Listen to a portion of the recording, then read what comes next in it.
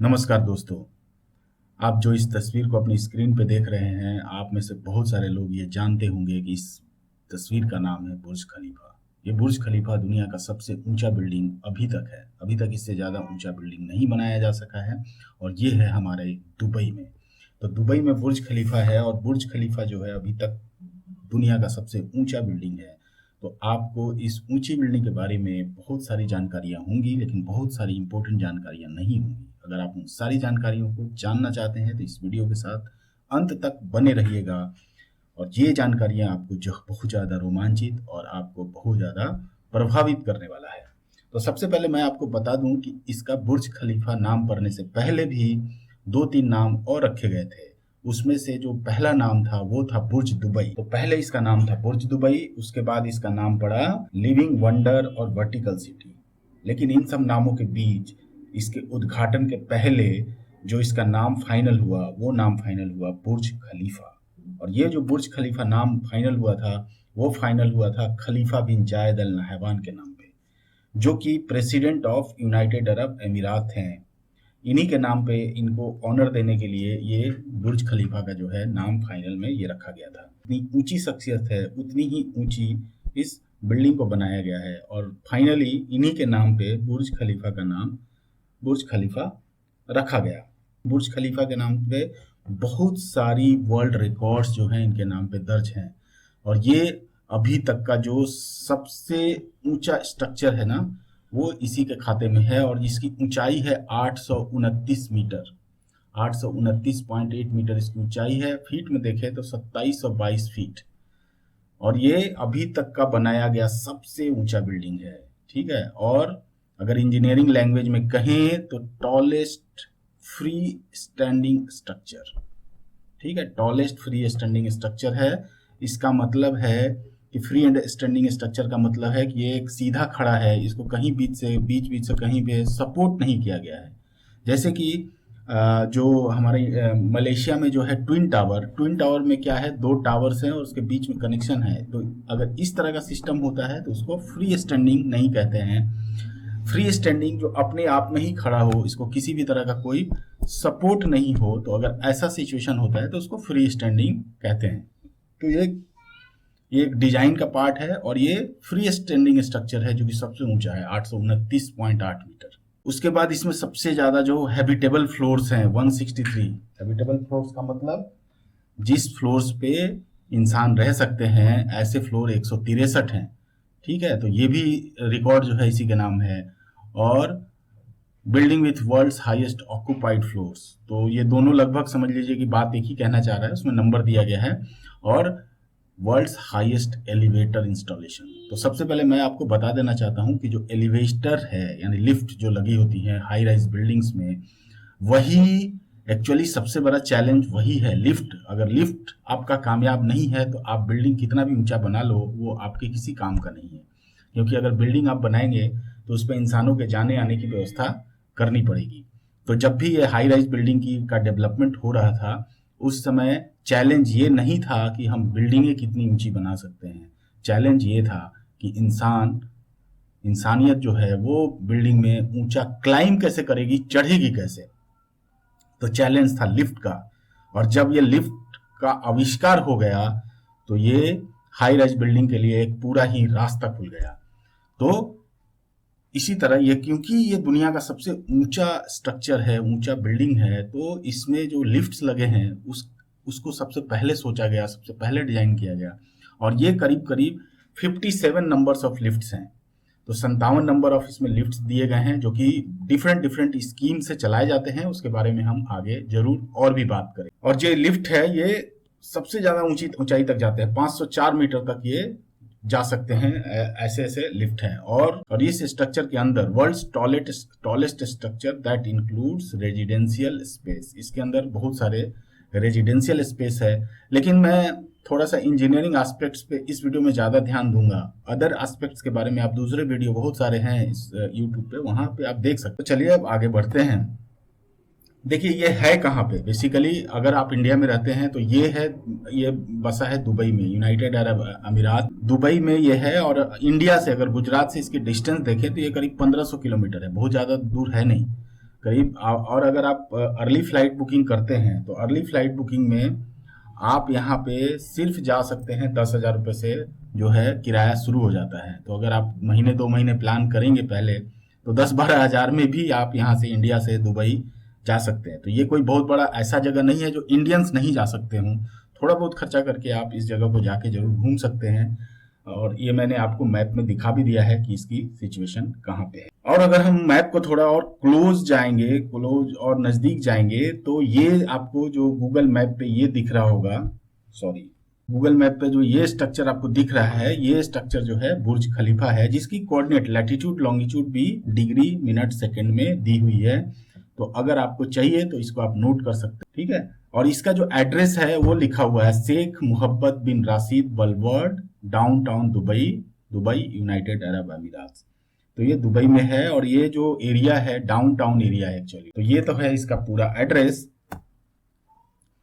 अब थोड़ा सा जब हम लोग यूएई का बात कर रहे हैं, यूनाइटेड अरब अमीरात का बात कर रहे हैं, तो मैं चाहता हूं कि आप लोग ये भी जाने, जो लोग नहीं जानते हैं, कि ये यूएई है क्या।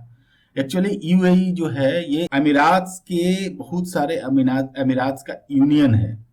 तो इसको यूनाइट करके, जैसे हमारा इंडिया में जिस तरह का सिस्टम है कि बहुत सारे स्टेट मिलके देश बनाते हैं, उसी तरह ये इनके बहुत सारे अमीरात्स मिलके ये यूएई का निर्माण करते हैं। और ये जो अमीरात्स हैं ये 7 हैं, यूएई के 7 अमीरात्स हैं, जिनके नाम अभी इस स्क्रीन पर आप देख सकते हैं, जिसमें दुबई है, शारजा है, शारजा जिसका हम लोग मैच देखते रहते हैं, शारजा में होता है मैच, वो है। तो ये तो बहुत है फेमस जगह है जिसके बारे में बहुत सारे लोग जानते हैं। बाकी अजमन है, अल क्वाइन है, रस अल खैमा है और उसके बाद फुजैरा है। तो बहुत सारी ये सारी जगह जो है ये इसके अमीरात्स हैं। और इसमें सबसे बड़ा जो अमीरात्स है वो अबू धाबी है। ये देख रहे हैं पूरा कलर ये अबू धाबी का है। बहुत बड़ा एरिया है इसका, इसमें बहुत काफ़ी एरिया डेजर्ट का होगा लेकिन काफ़ी बड़ा एरिया इसमें हैबिटेबल है, जिसमें लोग रहते हैं, बिल्डिंग्स हैं। तो ये जो है एक्चुअली यूनाइटेड अरब अमीरात्स के बारे में बताना जरूरी था, क्योंकि आपको थोड़ा सा क्लैरिटी आ जाए कि यूएई है क्या। तो यूएई यही है। अब इस बिल्डिंग्स को बनाने में, देखिए कोई भी बिल्डिंग है, कोई भी स्ट्रक्चर है, बनाने में 2 चीजें बहुत इंपॉर्टेंट होती हैं। सबसे पहले तो आपको उस बिल्डिंग का क्या करना पड़ेगा, ड्रीम देखना पड़ेगा, है ना। आपको एक ड्रीम देखना पड़ेगा, आपको सोचना पड़ेगा कि वो बिल्डिंग होगा कैसा। तो देखिए, जब ड्रीम तो है कोई भी देख सकता है, उस ड्रीम को देखने के लिए जो है हमारे दुबई के जो वहाँ के रूलर्स थे, उन्होंने एक ड्रीम देखा कि दुबई को हम एक ऐसा ट्रेवल प्लेस बनाना चाहते हैं, टूरिस्ट प्लेस बनाना चाहते हैं, रादर देन कि तेल का बिजनेस करने से। क्योंकि उनको कहीं ना कहीं लग गया था कि दुबई को अगर सर्वाइवल चाहिए तो इसको थोड़ा सा तेल उत्पादक देश से थोड़ा सा साइड में ले जाके कुछ अलग अट्रैक्शन देना पड़ेगा। तो उन्होंने सोचा कि हम एक ऐसा बिल्डिंग बनाते हैं जो दुनिया का सबसे बड़ा बिल्डिंग हो और वो अट्रैक्शन का कारण बने, ताकि दुनिया भर के लोग, टूरिस्ट वहां पहुंचे, वहां पे बहुत ज्यादा बिजनेस सेंटर्स डेवलप हो जाएं। और इसी को ध्यान में रखते हुए इस बुर्ज खलीफा की कल्पना की गई। कल्पना तो कर ली गई, लेकिन कल्पना को मूर्त रूप देने के लिए हमें जरूरी होता है एक आर्किटेक्ट की। हम जब छोटे छोटे घर अपने बनाते हैं तो वैसे केसेस में हम ही आर्किटेक्ट होते हैं, क्योंकि हम ही उसके बारे में सोचते हैं। हम थोड़े नौसीखे आर्किटेक्ट होते हैं, तो हम लोग अपना घर को थोड़ा खराब वराब कर लेते हैं। इसके बारे में हम बाद में बात करेंगे। लेकिन सिर्फ ड्रीम करने से नहीं होता है। ड्रीम कम्स ट्रू कैसे होगा, उसको हम बनाएंगे कैसे, हम क्या बनाएंगे ये तो सोच सकते हैं, क्योंकि सोच की कोई लिमिट नहीं है। लेकिन हम कितना बना सकते हैं, कैसा बना सकते हैं, उसकी लिमिट है। और उसको जहां तक भी है लिमिट है, या उस लिमिट से भी थोड़ा सा आगे बढ़ के जो काम होता है वो करते हैं इंजीनियर्स। तो इसमें 2 लोगों की जरूरत पड़ती है। एक तो पहला तो ड्रीम, जिसने, जो ऑनर है, जिसने सोचा, उसने अपनी सोच को एक बहुत ही रफ स्केच में आर्किटेक्ट को बताया। आर्किटेक्ट ने उसको पूरा डिटेल, उस ड्रीम को पूरा डिटेल ड्राइंग्स में उतार दिया। और ड्राइंग्स में जब उतारने के बाद वो बनाना कैसे है, उसकी सारी जानकारी जो है, बनाने की जो सारी तरीका डेवलप करते हैं, वो होते हैं स्ट्रक्चरल और सिविल इंजीनियर्स। उसके अलावा भी बहुत सारे इंजीनियर्स की जरूरत पड़ी, जो कि एक सब कुछ एक्सट्रीम इंजीनियरिंग के लेवल पे ही इसमें किया गया। तो इसके जो आर्किटेक्ट थे वो थे एड्रिन स्मिथ।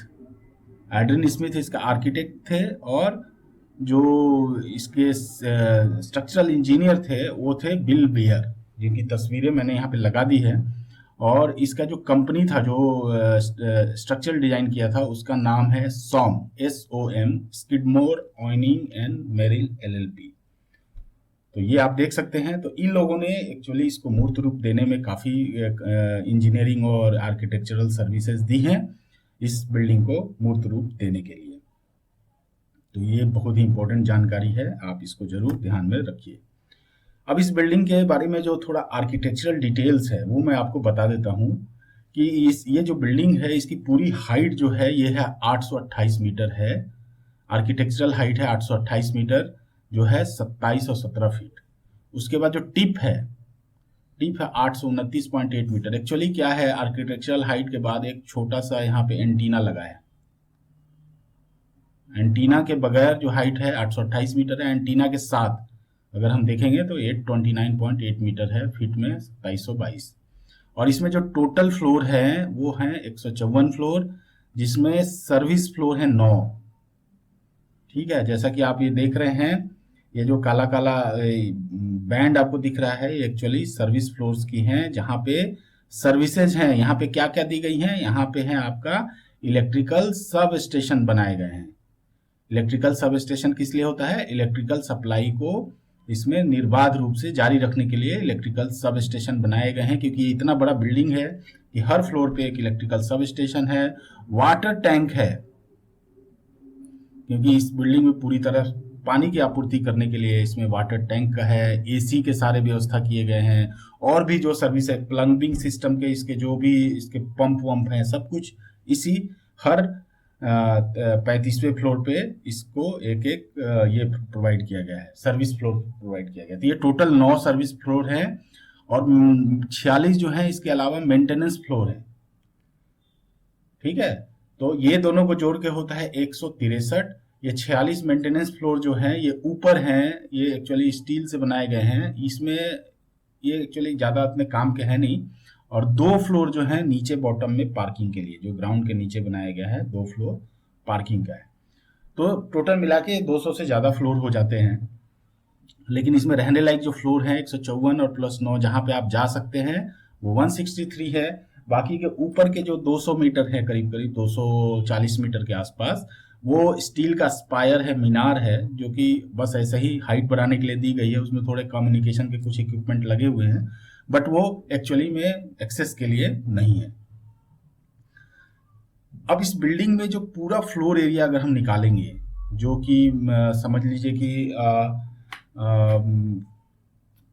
जो पूरा फ्लैट सब, जो पूरा इसमें फ्लोर एरिया, जो सारे फ्लोर का जोड़ के अगर हम निकालते हैं, तो वो फ्लोर एरिया जो होता है वो करीब करीब होता है 3,09,473 मीटर स्क्वायर।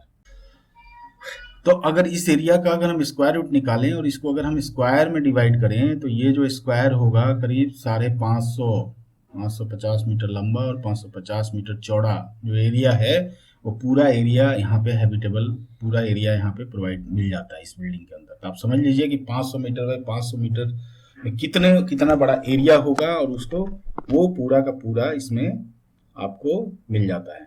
चलिए अब हम लोग बात कर लेते हैं कि टोटल रेजिडेंशियल फ्लोर्स इसमें कितने हैं। तो फ्लोर्स की बात ना करके इसमें जो टोटल आपके अपार्टमेंट्स हैं वो करीब करीब 700 रेजिडेंशियल अपार्टमेंट है। तो 45 से 108वें फ्लोर तक 700 रेजिडेंशियल अपार्टमेंट है, और बाकी जो है या तो कॉर्पोरेट है या फिर सर्विस के लिए फ्लोर है। तो ये तो हो गई इसकी फ्लोर की जानकारी। और इसमें नंबर ऑफ लिफ्ट जो है 57 लिफ्ट दिए गए हैं। टोटल नंबर ऑफ लिफ्ट जो कई तरह के स्कीम के हिसाब से चलते हैं। कुछ है कि डायरेक्ट आपको टॉप फ्लोर पे ले जाएगा, कुछ अरमानी होटल में ले जाएगा, कुछ अल्टरनेट फ्लोर्स पे ले जाएगा। तो उसकी पूरी स्कीम बनी हुई है। तो जब आप वहां जाएंगे तो आपको उसका पूरा स्कीम पता चलेगा, और आपको पूरा केयरफुल होकर लिफ्ट को पकड़ना है, लिफ्ट को सही लिफ्ट पे चढ़ना है। उसके बाद इस पे ऑब्जर्वेटरी फ्लोर बनाया गया है 555.7 मीटर हाइट पे। उस ऑब्जर्वेटरी फ्लोर से आप पूरा दुबई का नज़ारा देख सकते हैं। उसमें बहुत सारी फैसिलिटीज़ दी गई हैं, लाउंज बनाया गया है। उसके बाद जो है आपका जो टॉप फ्लोर है, जहां पर आदमी इंसान पहुंच सकता है, वो है 585.3 4 मीटर जहाँ पर इंसान जा सकता है। उसके ऊपर जो बनाया गया है वो स्पायर है, मीनार, जो कि जिसको हम लोग कहते हैं, वो इसी तरह से केवल हाइट बढ़ाने के लिए बनाया गया है। उसको हम लोग कहते हैं वैनिटी हाइट। वैनिटी हाइट उसको कहते हैं, जो एक्चुअली में हैबिटेबल नहीं होता है, वहाँ पे कोई जा नहीं सकता है, लेकिन वो ऊंचाई बढ़ाने के लिए, खूबसूरती बढ़ाने के लिए बनाया जाता है बिल्डिंग्स में, तो वो उसकी वैनिटी हाइट होती है। तो जो एक्चुअल हाइट है 585 मीटर है, बाकी ऊपर है वो वैनिटी हाइट है। अब देखिए, ऊंचाई के बारे में तो हम लोग बात कर रहे हैं, लेकिन हम लोग थोड़ा सा इसको ये समझ लें कि ये ऊंचाई जो है, सबसे पहले तो ऊंचाई का और बिल्डिंग का, जो सबसे ऊंचा बिल्डिंग, छोटा बिल्डिंग का जो तमगा देने वाली जो संस्था है, उसको कहते हैं council on tall bridges, tall buildings and urban habitat, और ये एक एनजीओ है, नॉन प्रॉफिट ऑर्गेनाइजेशन है। तो ये जो है, यही जो है काउंसिल जो है, इस काउंसिल, यही काउंसिल जो है, ये आपको तमगा देती है। अगर आप कोई बिल्डिंग बनाएंगे तो वो आपको तमगा देगी कि आपकी हाइट जो है सबसे लंबी है, सबसे छोटी है, कौन सा स्थान है। अब जो इस बिल्डिंग की हाइट की अगर हम बात करते हैं, बुर्ज खलीफा, जैसा कि हम लोग ऑलरेडी बात कर चुके हैं, ये दुनिया की सबसे ऊंची बिल्डिंग है। 829.8 मीटर इसका टिप का हाइट है। और इससे जो छोटा बिल्डिंग है, जो जस्ट इससे 2 नंबर पे आता है, जो कि एग्जिस्टिंग है, वो है रेडियो मास्ट, जो गोबिन में है, गैबिन में है। इसकी हाइट है 628 मीटर। तो इन दोनों के बीच का अगर डिफरेंस आप निकालेंगे तो आप ये अंदाजा लगा सकते हैं कि ये करीब करीब आता है आपका 200 मीटर से भी ज़्यादा। तो ये 200 मीटर से भी करीब करीब 200 मीटर हम लिखते हैं। तो 200 मीटर हाइट जो है, जो सेकेंड मोस्ट हाईएस्ट बिल्डिंग है, और जो ये बुर्ज खलीफा है, तो कितना बड़ा अंतर है। समझिए कि कितना बड़ा एक साहसी कदम ये उठाया गया, ये सोच के कि जो एग्जिस्टिंग स्ट्रक्चर है, एग्जिस्टिंग बिल्डिंग है, उससे 200 मीटर ऊंचा एक बिल्डिंग बनाने का। लेकिन इसको बनाया गया, हमारे वर्ल्ड के इंजीनियरों ने इसको मूर्त रूप देके इसको साबित कर दिया कि ये बिल्डिंग्स बनाई जा सकती हैं। अब हम थोड़ा सा इंडिया में जो सबसे ऊंची बिल्डिंग है उसके बारे में बात कर लें। इंडिया में जो सबसे ऊंची बिल्डिंग है वह वर्ल्ड वन मुंबई है। इसका नाम है वर्ल्ड वन, और ये कहाँ है? मुंबई में है, और इसकी ऊंचाई है 285 मीटर। अब आप जरा सा अंदाजा लगाइए कि कहाँ 285 और कहाँ 829। तो भारत तो अभी इसके आसपास भी कहीं नहीं फटकता है, लेकिन हमें कंपेयर करना जरूरी था, क्योंकि हमें पता होना चाहिए कि हम भारत में अभी तक कितनी ऊंची बिल्डिंगें बना रहे हैं। निकट भविष्य में 300 350 मीटर ऊंची बिल्डिंग्स बनाने के प्लान हैं, जो कि नोएडा वगैरह में बन रहे हैं। अगर वो बन जाएंगे तो फिर वो इस लिस्ट में आ जाएंगे, लेकिन अभी इससे ज़्यादा ऊंची बिल्डिंग बनाने का कोई प्रोग्राम इंडिया में तो नहीं है। अब देखिए, जैसा कि मैंने बताया था कि ऊंची बिल्डिंग बनाने का जो सपना तभी पूरा हो सकता है जब उसमें हम ऑपरेटेबल लिफ्ट्स लगा सके। बुर्ज खलीफा में एक साथ 35,000 लोगों को ले आने का काम जो है वो करते हैं। Total number of 57 number of lifts, 57 lift जो है ये काम करते हैं। और उन लिफ्ट की जो मैक्सिमम जो स्पीड होती है वो 35 किलोमीटर पर आवर तक होती है। और जैसा कि आप इस इमेज वगैरह में देख रहे हैं, इसमें डबल फ्लोर, मतलब एक ही सैफ्ट के अंदर 2 फ्लोर से डायरेक्ट लिफ्ट जो है ऊपर नीचे चलती हैं। नॉर्मली जो लिफ्ट होता है वो सिंगल होता है, लेकिन बुर्ज खलीफा में जो लिफ्ट लगाए गए हैं वो डबल लिफ्ट्स हैं। तो 2 लिफ्ट्स यानी एक साथ ऊपर नीचे के फ्लोर पे लोग चढ़ उतर सकते हैं, और वो जो है अपने स्कीम के साथ वो बिल्डिंग के ऊपर नीचे चलती रहती है।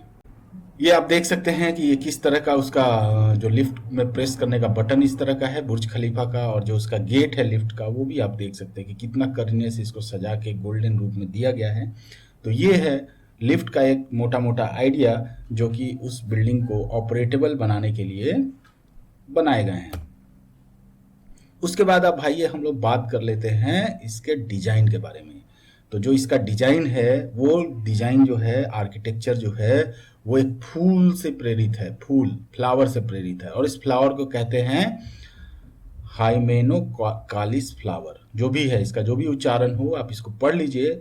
इस फ्लावर में क्या होता है कि एक बीच में एक सेंट्रल पार्ट होता है, और उसमें बहुत सारे विंग्स निकले होते हैं, 6 विंग्स निकले होते हैं। इसी से प्रभावित होके ये जो बुर्ज खलीफा बनाया गया है, इसमें 3 विंग्स को रिड्यूस करके, 6 विंग्स को रिड्यूस करके 3 विंग्स में ये विंग्स हो गया, और ये 3 इसके विंग्स हो गए। और ये यहाँ पे करीब करीब, अगर ये बाहर के पोडियम को साथ में ले ले, तो ये पूरा इसका सेंट्रल पार्ट हो गया। तो इसी से प्रेरित होके इसकी डिजाइन बनाई गई है, जो कि किसने बनाया है? SOM कंपनी ने बनाया। अब हम थोड़ा सा इसका जो लेआउट के बारे में बात कर लें, वो पूरे कंपाउंड में क्या क्या चीज़ें हैं। एक्चुअली इस बिल्डिंग को पूरी तरह से 3 भागों में डिवाइड किया गया है।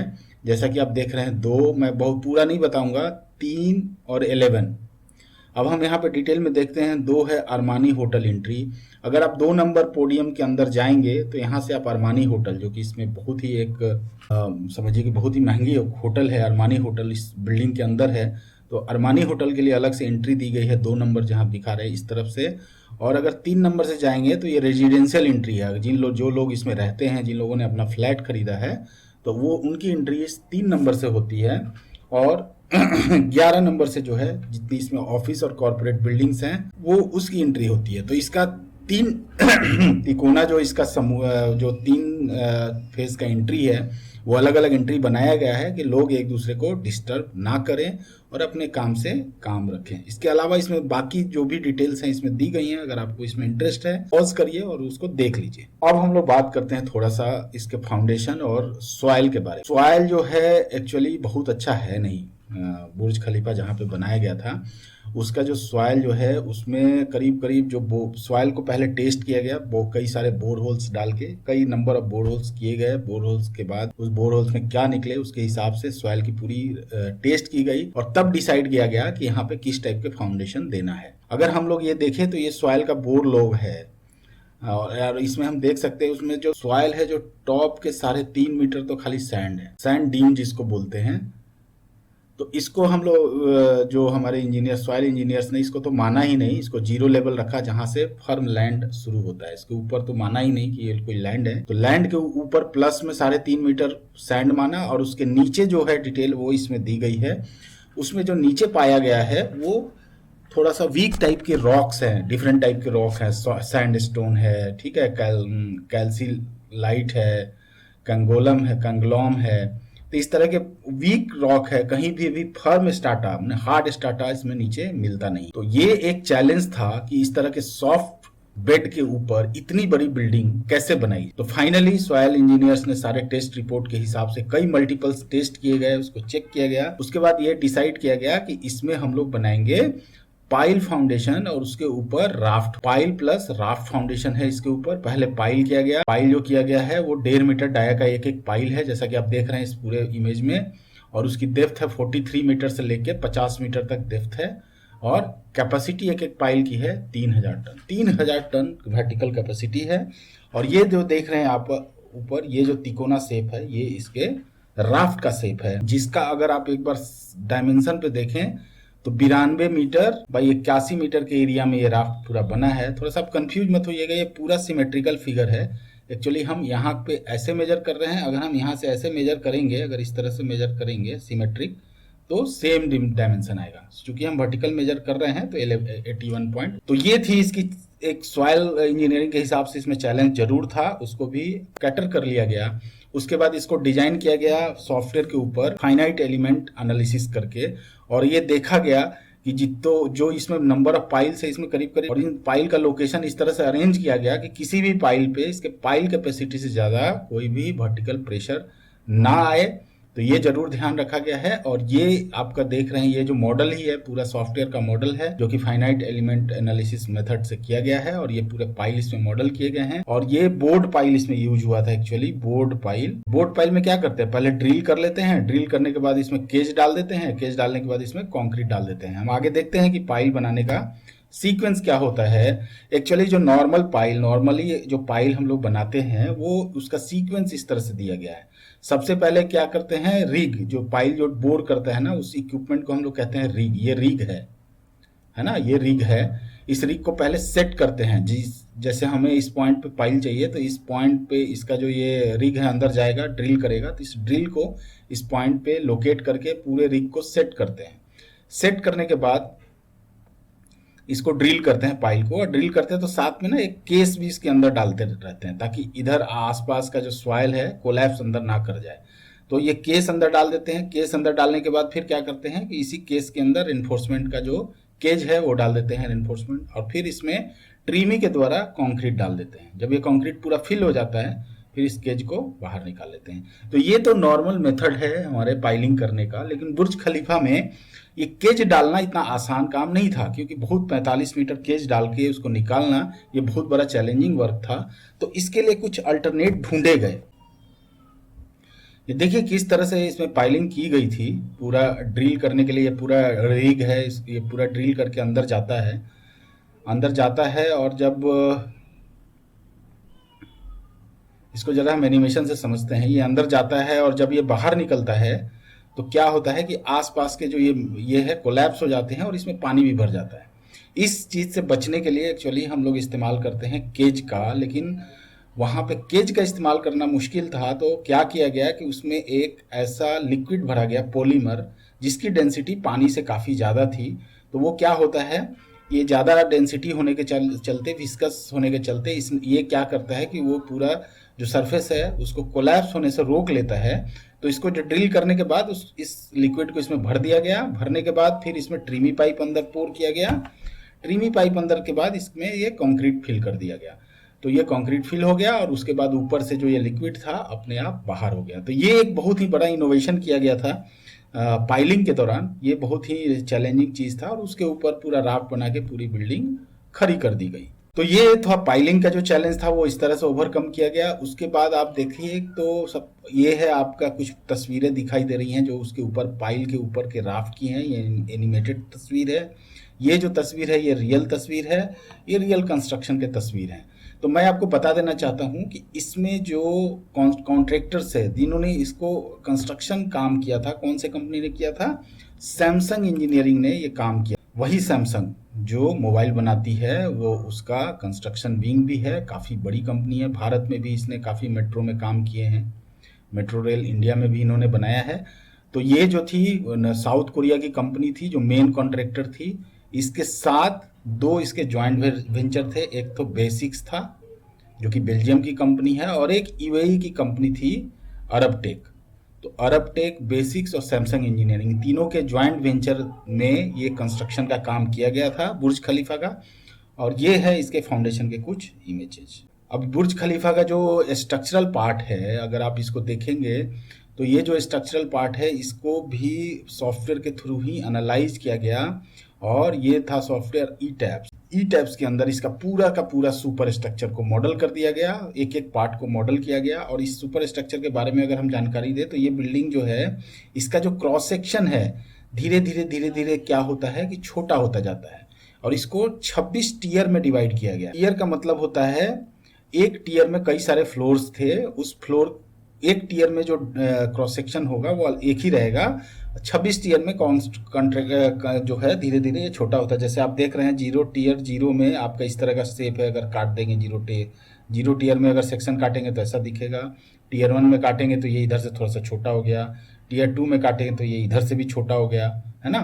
फिर टीयर 3 में भी इधर से छोटा हो गया। तो इस तरह से ये धीरे धीरे जैसे जैसे ऊपर जाता है इसका क्रॉस सेक्शन छोटा हो जाता है और ये एक पिरामिडल शेप ले लेता है, जो कि बहुत ही स्टेबल स्ट्रक्चर है। और ये इसका जो है सॉफ्टवेयर का मॉडल है जो कि ई टैब से लिया गया है।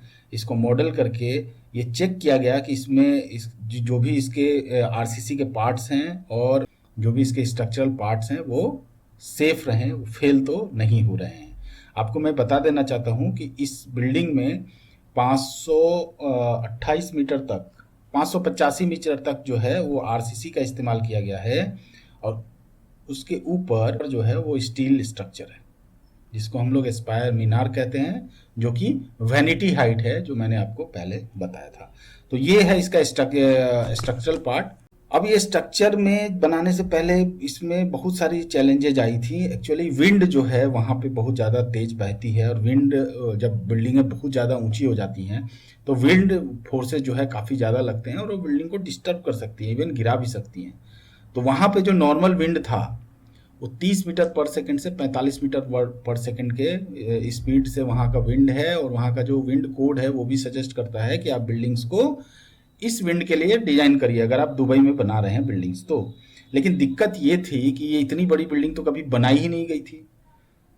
828 मीटर की बिल्डिंग कभी भी इस दुबई कोड में के हिसाब से बनाई ही नहीं गई थी। तो इंजीनियर्स ने RWDI जो है उसने विंड एनालिसिस की इस पर्टिकुलर स्ट्रक्चर के लिए, और उसने बोला कि विंड स्पीड जो है 30 से 40 के लिए नहीं, हमें 67 मीटर पर सेकंड के लिए इस बिल्डिंग को चेक करना चाहिए। तो जो विंड स्पीड थी वो बहुत सारे टेस्ट किए गए, विंड टनल टेस्ट उसको कहते हैं। देख रहे ये मॉडल पहले बनाया गया और different different wind forces, wind के वेलोसिटी और इसके डायमेंशन ओरिएंटेशन चेंज करके चेक किया जाता है कि ये बिल्डिंग्स इसमें किस तरह से बिहेव करती हैं। इनको कहा गया है wind tunnel test, wind tunnel test.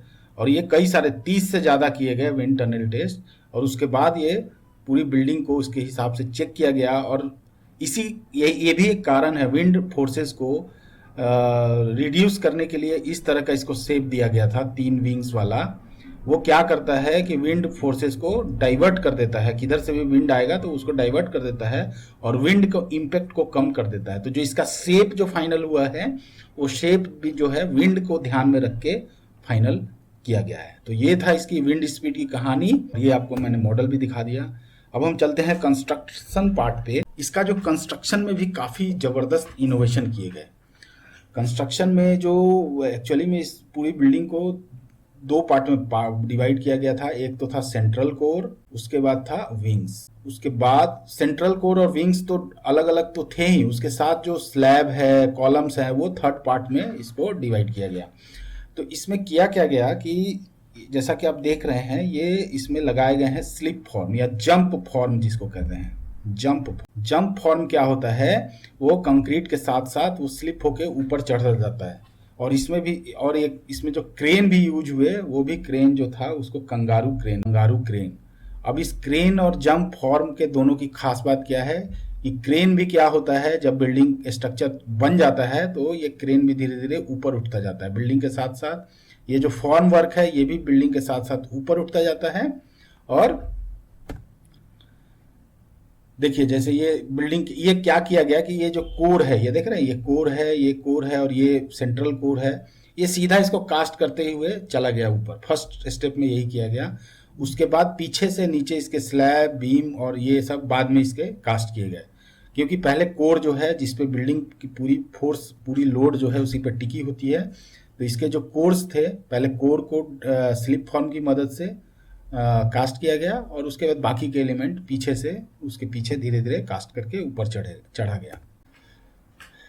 इसमें क्या किया गया कि जो इसमें केज थे, रेनफोर्समेंट स्टील थे, रेनफोर्समेंट स्टील को जमीन पे पहले बांध लिया गया, असेंबल कर लिया गया। असेंबल करने के बाद इन स्टील को उठा के उस जो हमारे स्लिप फॉर्म थे, मैं आपको एनिमेटेड वीडियो दिखाता हूँ, इसको देखिए बांधा गया है कैसे। और इसको उठा के ये जो स्लिप फॉर्म ऊपर लगे हुए हैं, इसको क्रेन द्वारा उठा के, और कौन सा क्रेन है ये, कंगारू क्रेन से उठा के इसको इसमें रख दिया गया।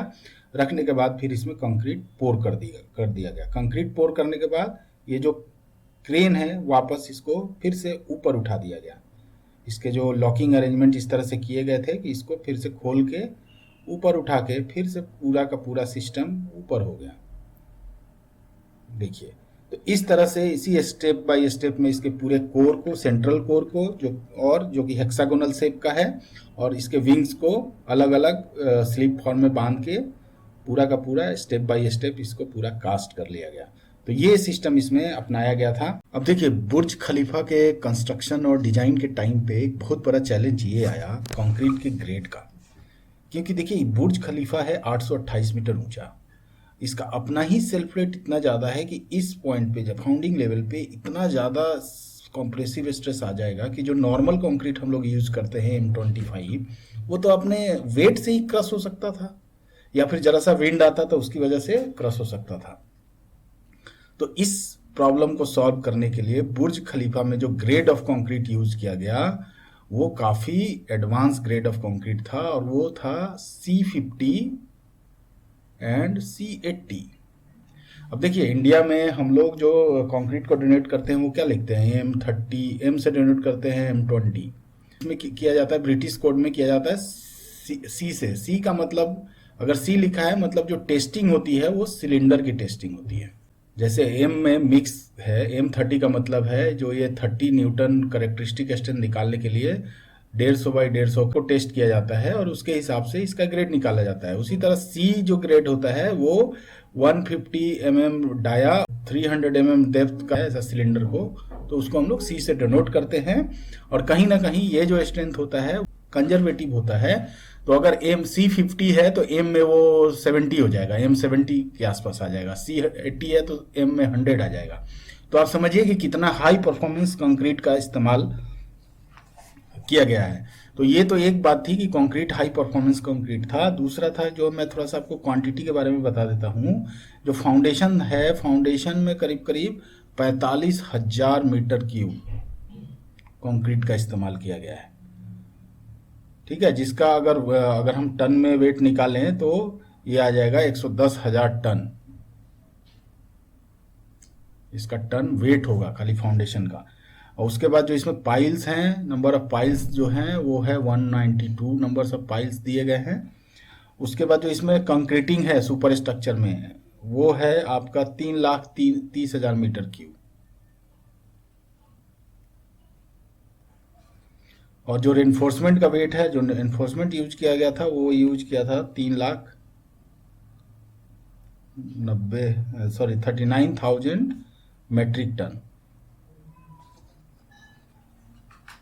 और जो इसका कर्टेन वाल था, जो ग्लास है, ग्लास जानते कितना यूज किया गया है? ग्लास यूज किया है 103,000, 1,03,000 स्क्वायर मीटर।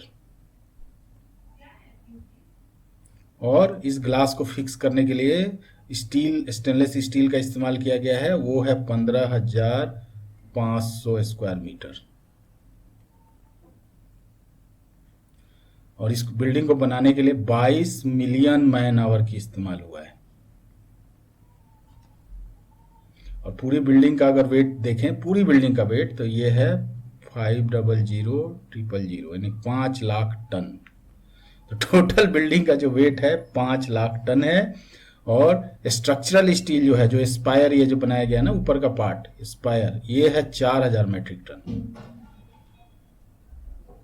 इसको कई पार्ट में बना के इसको ऊपर उठा के असेंबल कर दिया गया था। तो ये तो इसमें BOQ था मोटा मोटी कि इस बिल्डिंग में पूरे कितने मटेरियल का इस्तेमाल हुआ, कौन सा ग्रेड ऑफ कंक्रीट का यूज हुआ।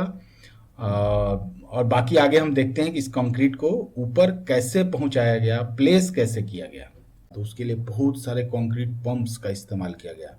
तो ये सब जो आप देख रहे हैं, ये है आपके कंक्रीट पंप्स। और ये जो कंक्रीट पंप्स की जो कैपेसिटी थी 640 HP की थी, जो कि पाइपों में, जो पाइप, जो ये सारे पाइप आप देख रहे हैं ना, ये पाइप पूरा ऊपर तक गया हुआ है। ये बिल्डिंग के ऊपर पूरा पाइपिंग अरेंजमेंट है कंक्रीट की, जिसमें 25 टन कंक्रीट एक साथ रहते हैं। उस 25 टन कंक्रीट को मूव कराने के लिए 640 HP के पंप लगाए गए। ये सारे कई सारे पंप लगाए गए। और जो वो पंप थे वो 40 मिनट में 155वें फ्लोर तक कंक्रीट को पहुंचाते थे। तो 40 मिनट का टाइम लग जाता था। और कंक्रीट का जो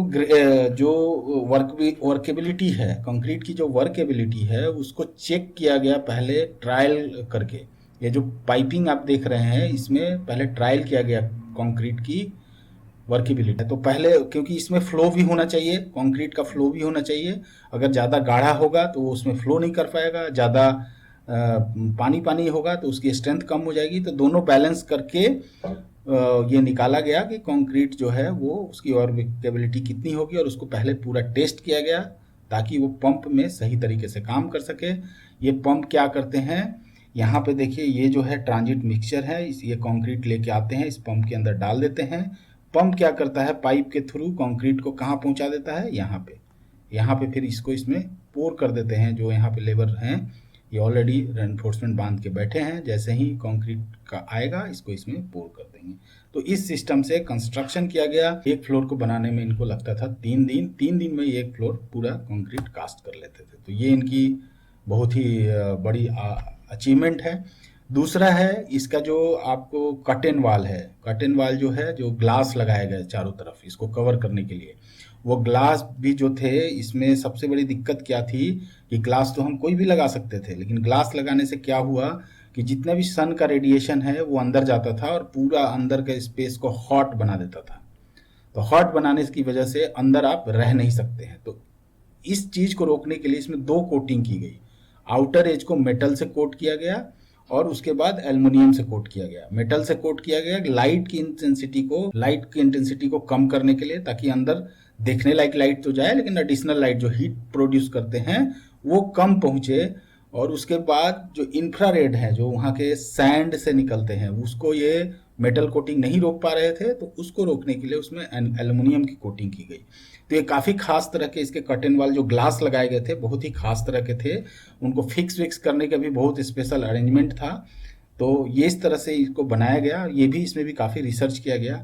उसके बाद भी इतना लगाने के बाद भी गर्मी उसमें कम नहीं लगती, तो उसको फर्दर ठंडा करने के लिए उसमें पूरी तरह एसी का भी अरेंजमेंट किया गया है। तो ये देखिए हर जो सर्विस फ्लोर हैं, सर्विस फ्लोर पे सेंट्रलाइज एसी लगे हुए हैं जो कि उस बिल्डिंग को काम करने लायक, ह्यूमन लाइफ को चलाने लायक टेम्परेचर पे रखते हैं, कंफर्टेबल बनाए रखते हैं। और इसमें और भी एक काम किया गया है कि एसी जितने भी हैं, एसी में क्या होता है, पानी जो है कंडेंसेट हो जाता है। तो जो हवा के जो वाष्प होते हैं वो कंडेंस हो जाते हैं, उनको भी कलेक्ट करके उसका भी इस्तेमाल किया गया है, जो कि बाहर के बगीचे वगीचे हैं उसमें उस पानी का इस्तेमाल किया जाता है। तो ये भी एक बहुत ही इनोवेटिव आइडिया था इसको डिजाइन करने में। लेकिन यहाँ तक ही बात नहीं है, इसको सेफ्टी को भी ध्यान में रखा गया, रखना भी पड़ेगा क्योंकि बिल्डिंग है, इसमें आग वाग लग सकती है। और इसके पहले हमने जो वर्ल्ड ट्रेड सेंटर की घटना देखी है, वर्ल्ड ट्रेड सेंटर में क्या था कि पूरी बिल्डिंग के ऊपर हवाई जहाज से टक्कर मार दिया था। उसके बाद बिल्डिंग उस समय तुरंत नहीं गिरा, पहले हवाई जहाज अंदर गया, फिर इसमें आग लगी, आग लगने के बाद बिल्डिंग कोलैप्स किया क्योंकि आग की हीट की वजह से उसके जो स्ट्रक्चरल मेंबर थे, स्टील जो था वो नरम पड़ गया, नरम पड़ने के बाद वो बेंड हो गया, बेंड होने के बाद एक टूटा, फिर उसकी पूरी टूटने की चेन शुरू हुई और उसके बाद सारा टूटते टूटते पूरा बिल्डिंग कोलैप्स। हालांकि जो बुर्ज खलीफा है, बुर्ज खलीफा के सारे स्ट्रक्चरल मेंबर को काफ़ी आग के प्रति प्रतिरोधी बनाया गया है। लेकिन उसमें एक और इनोवेटिव आइडिया का इस्तेमाल किया गया है जिसमें बनाए गए हैं रिफ्यूज फ्लोर। रिफ्यूज फ्लोर बनाने का क्या कॉन्सेप्ट है मैं समझाता हूँ। सबसे पहले बात कि अगर कभी बुर्ज खलीफा के अंदर कहीं आग लग जाए तो उसमें है टोटल 35,000 लोग। तो आप समझिए कि क्या 35,000 लोग एकदम से बिल्डिंग से बाहर निकल सकते हैं? नहीं निकल सकते। उत्तर है नहीं निकल सकते हैं, सीढ़ियों से तो बिल्कुल नहीं निकल सकते हैं। तो इस चीज को कैटर करने के लिए क्या किया गया कि हर 30वें फ्लोर पे बनाया गया है रिफ्यूज रूम, जिसको रिफ्यूज फ्लोर कहा जाता है, रिफ्यूज रूम बनाया गया है। ये रिफ्यूज रूम है कुछ खास तरह के फायर प्रूफ जो इसके वॉल्स हैं, जो कि बहुत ज़्यादा आग के प्रतिरोधी, अगर चारों तरफ आग लग भी जाता है तब भी इसके अंदर अगर कोई है तो वो 2 घंटा 2 आवर्स जो है, चारों तरफ बाहर आग भी लगा हुआ है तो अंदर सरवाइव कर सकते। तो इसका कॉन्सेप्ट ये है कि अगर कभी ऐसा सिचुएशन होता है कि बिल्डिंग में आग लग गई तो सभी लोगों को नियरेस्ट रिफ्यूज फ्लोर के अंदर चले जाना है जब तक कि आपको मदद नहीं पहुंचती है।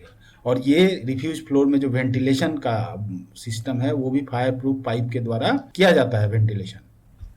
तो जब तक आग रहेगी अंदर आदमी उसमें सरवाइव करता रहेगा 2-3 घंटे तक, जब तक कि आपको वहां पे कोई हेल्प, कोई मदद नहीं पहुंच जाती है। तो ये था पूरा इंजीनियरिंग एस्पेक्ट्स।